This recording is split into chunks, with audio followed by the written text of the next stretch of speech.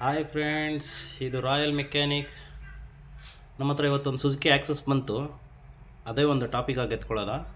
ಈ ಗಾಡಿ ಬಂದಿದೆ, ಕಸ್ಟಮರ್ ಬಂದು ಬೆಲ್ಟು ಕಟ್ ಆಗ್ತಾಯಿದೆ, 100 ಕಿಲೋಮೀಟರ್ಸ್ಗೆಲ್ಲ ಬೆಲ್ಟ್ ಕಟ್ ಆಗ್ತಾಯಿದೆ. ಈಗ 3 ಟೈಮ್ಸ್ ಹಾಕಿದ್ದೀನಿ ಅಂದರು. ನೋಡಿ, ಬೆಲ್ಟ್ ಕಟ್ ಈಗ ಫ್ರೆಶ್ ಆಗೈತೆ ನೋಡಿ. ಬೆಲ್ಟು ಕಟ್ ಆಗಿಬಿಟ್ಟಿದೆ, 100 ಕಿಲೋಮೀಟರ್ ಓಡಿಲ್ಲ. ಯಾಕೆ ಅಂದರೆ ರೀಸನ್ ಏನು ಅಂದರೆ ಕ್ಲಚ್ ಪುಲ್ಲಿ ಹೊಂಟೋಗಿದೆ.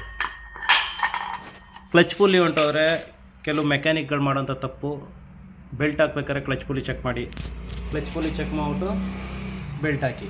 ಇಲ್ಲಾಂದರೆ ನಿಮಗೂ ಪ್ರಯೋಜನ ಇಲ್ಲ, ಕಸ್ಟಮರ್ಗೂ ಪ್ರಯೋಜನ ಇಲ್ಲ. ಅಂದಾಗಿ ಬೆಲ್ಟ್ ಹಾಕ್ಬೇಕಾದ್ರೆ ಕ್ಲಚ್ ಪುಲ್ಲಿ ಚೆಕ್ ಮಾಡಿ. ಕ್ಲಚ್ ಪುಲ್ಲಿ, ವೇರಿಯೇಟರ್ ಬುಷು ಅದೆಲ್ಲ ಚೆಕ್ ಮಾಡ್ಬಿಟ್ಟು ಹಾಕಿ ಪ್ಲೀಸ್. ಯಾಕೆ ಅಂದರೆ ದುಡ್ಡು ಉಳಿದ್ರೆ ಎಲ್ಲರಿಗೂ ಒಳ್ಳೇದಲ್ವ, ಯಾರಿಗೂ ಲಾಸ್ ಆಗೋದು ಬೇಡ. ಏನಂತೀರಾ? ನೋಡಿ, ಈಗ ಕ್ಲಚ್ ಪುಲ್ಲಿ ಹೊಸದು ಹಾಕ್ತಾಯಿದ್ದೀವಿ. ಇದು ಹೆಚ್ಚು ಕಮ್ಮಿ 2200 ರೂಪಾಯಿ ಒರಿಜಿನಲ್ ಕ್ಲಚ್ ಪುಲ್ಲಿ. ಇದು 2200 ಪ್ಲಸ್ ಬೆಲ್ಟ್ ಒಂದು 400, ಒಂದು 3000 ಹತ್ತತ್ರ ಹೊಂಟೋಗುತ್ತೆ. ಅಂದಾಗಿ ನೀವು ಕಸ್ಟಮರ್ಗಳು ಅಷ್ಟೇ. ಕಸ್ಟಮರ್ ಏನು ಮಾಡ್ತೀರಾ ಅಂದರೆ ಪ್ರತಿ ಒಂದು 8000 ಕಿಲೋಮೀಟ್ರಿಗೆ ಒಂದು ಸರಿ ಗ್ರೀಸಿಂಗ್ ಮಾಡಿಸಿ, ಕ್ಲಚ್ ಗ್ರೀಸಿಂಗ್ ಮಾಡಿಸಿ, ನಿಮಗೆ ಸೇವ್ ಆಗುತ್ತೆ. ಓಕೆ, ಅಷ್ಟೇ ಇವತ್ತಿನ ಮ್ಯಾಟ್ರು. ಬಟ್ ಈ ವಿಡಿಯೋ ಇಷ್ಟ ಆಯಿತು ಅಂದರೆ ಲೈಕ್ ಮಾಡಿ, ಶೇರ್ ಮಾಡಿ, ಸಬ್ಸ್ಕ್ರೈಬ್ ಮಾಡಿ, ಸಪೋರ್ಟ್ ಮಾಡಿ. Thank you.